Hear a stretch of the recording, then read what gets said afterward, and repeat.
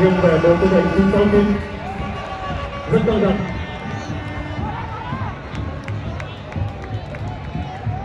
Người thực hiện quả sút tiếp theo cho bộ tư lệnh 969 là số 98 Trọng Hiệp, một cầu thủ rất quen thuộc với những cú sút phạt của bộ tư lệnh 969.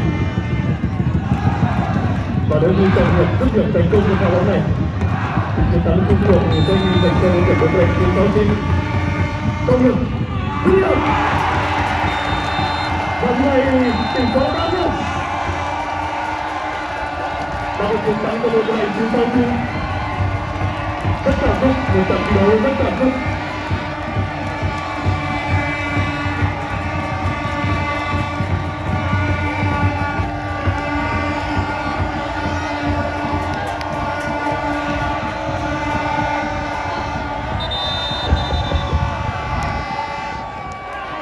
Đề nghị huấn luyện viên hai đội về bàn ban tổ chức để lấy thẻ và đồng viên. Thưa các bạn,